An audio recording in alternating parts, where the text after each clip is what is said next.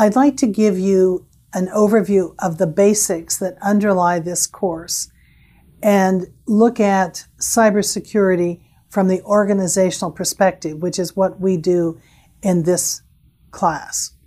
We begin with the framework for critical infrastructure cybersecurity, version 1.0, that was developed by the National Institute of Standards and Technologies in the United States in 2014. It has become a reliable tool that practitioners in my network find very valuable in talking with management at all levels. It provides a common language and a common understanding. The notional information and decision flows within an organization are depicted here and show the executive level working with the management level going all the way down to the operational level. In the old days, we didn't have that intermediate management structure.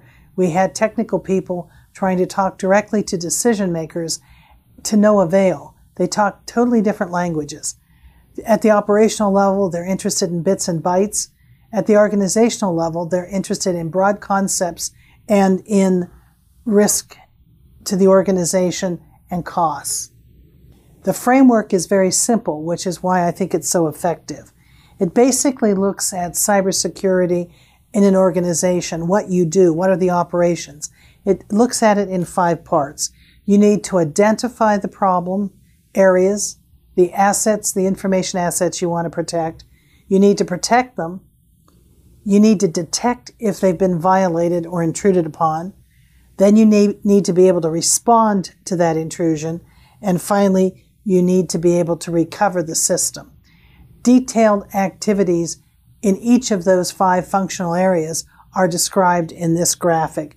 But this is basically how you manage cybersecurity operationally in an organization. Our curriculum looks at the same information. We display it a little bit differently. We make certain that the triad of governance, risk management, and compliance are driving our cybersecurity program.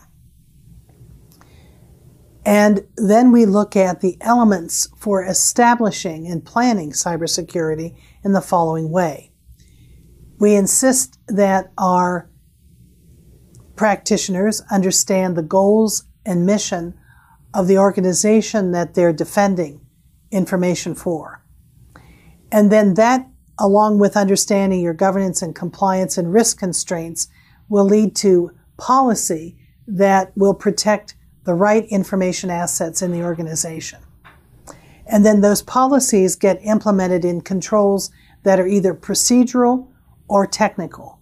And finally, all of that needs to be disseminated across the organization through information security awareness training programs. Now, this is a static view, but we make it a recursive activity by scheduling regular audits that revisit risks to the organization that will cause an organization to rethink their priorities with their expenditures in cybersecurity.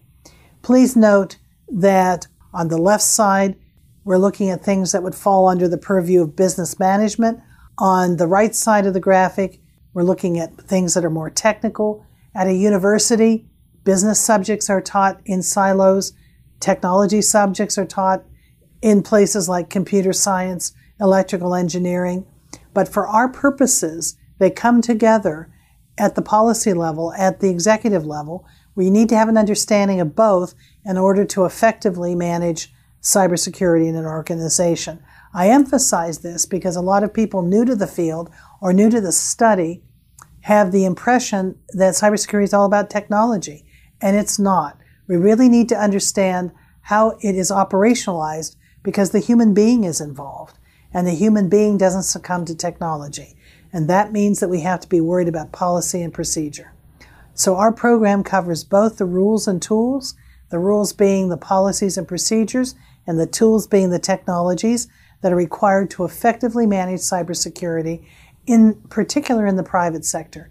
And I say that because the private sector is constrained by the bottom line, and they're more concerned about expenditures, ROI, other additional constraints that may a forced prioritization of cybersecurity controls that are implemented. So from this point on, we'll be looking at both.